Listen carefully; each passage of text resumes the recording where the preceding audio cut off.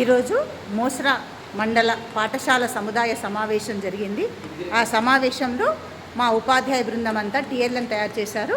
C grade విద్యార్థులు మొదలుకొని A grade విద్యార్థులకు అవసరమైనటువంటి టీఎల్ఎంను తయారు చేయడం జరిగింది. వాటి గురించి ఒక నిమిషంలో మనం తెలుసుకోవడానికి ప్రయత్నిద్దాం. మేము జెడ్పీహెచ్ఎస్ గడ్డేపల్లి వర్ణి పాఠశాల నుంచి తయారు చేసాము. విద్యార్థులకు చాలా కష్టంగా పురాణాలకు సంబంధించిన ప్రతి తరగతిలో ఈ భాగవతము సంబంధించినటువంటి పాఠ్యాంశాలకు ఉపయోగపడేటటువంటి అష్టాదశ పురాణాలు. ఈ అష్టాదశ పురాణాలు గుర్తుపెట్టుకోవడం చాలా కష్టంగా భావిస్తారు పిల్లలు, కానీ ఈ శ్లోకం ద్వారా చాలా సులభంగా గుర్తుపెట్టుకుంటారు. మద్వయం భద్వయం రట్రయం గత్రయం వచతుష్టయం అనాపలింగ పుష్కాని పురాణాన్ని పృథక్.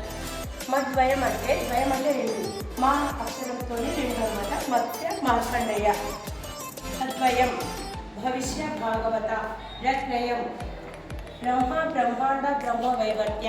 వా చతుష్టయం వరాహ వామన వాయు విష్ణు. ఆ అగ్ని. నా నారద. పా పద్మ. లింగ. గా గరుడ. కూర్మ. స్కాంద పురాణాలు. ఇలా ఈజీగా అంటే 18 పురాణాలను చక్కగా గుర్తుపెట్టుకుంటారు. ఇప్పుడు మనం ఛందస్సు గురించి తెలుసుకునే ప్రయత్నం చేద్దాం. ఛందశాస్త్రంలోని ఛందస్సుని పిల్లలకి మనం ఎట్లా నేర్పుతామంటే యమాతారాజ బాణ సలగం ద్వారా గణాల గుర్తింపు ప్రక్రియ చేస్తున్నాం. కానీ దాంట్లో ఒక చిన్న పొరపాటు జరిగినా కూడా గణాల యొక్క ప్రక్రియ మొత్తం తప్పవుతుంది. దానికి బదులుగా బ జ స య ర త మ న అనేటటువంటి ఈ అక్షరాల ద్వారా మొదలు గురువు, మధ్యలో గురువు, చివర గురువు, అట్లాగే మొదలు లఘువు, మధ్యలో లఘువు, చివర లఘువు, ఈ ప్రక్రియ ద్వారా నేర్పితే పూర్తిగా వాళ్ళకు తొందరగా గణాలు గుర్తుపెట్టవచ్చు. భాషా భాగాలు మొత్తం 5.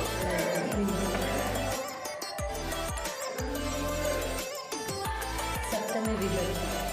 అన్నల్ సంబోధన విభక్తి. ఓ ఓరి ఓరి తరగతిలో వెనుకబడిన పిల్లల వరకు పదాలు ఏ విధంగా ఉచ్చరించాలి, తేలికగా పలికే పదాలు, కఠినంగా పలికే పదాలను పక్కపక్కనే రాసి సరళ పదాలుగా తేలిక పదాలు, కఠిన పదాలంటే కష్టంతో కూడినటువంటి పదాలు ఏ విధంగా ఉచ్చరించాలో పిల్లలకు తెలియజేస్తారు. విద్య లక్షణాల గురించి వివరించేది ఛందస్సు. ఛందస్సులో గణాలు వాటి వివరణ ఇక్కడ ఇవ్వడం జరిగింది. గణాలు ఏకాక్ష గణాలు 2 అని, లా గా అని, రెండక్షర గణాలు 4, లలం గగం లగం గలమని, మూడక్షర గణాలు 8, భగనం జగనం సగనం యగనం రగనం తగనం మగనం నగనమని, 4 అక్షర గణాలు నలము నగము సరము అని, అదేవిధంగా సూర్యగణాలు 2, నగనము మగనమని, ఇంద్రగణాలు నలము నగము సలము భగనము రగము గగనమని. ఈ గణాలు వాటి గురించి చక్కగా చాలా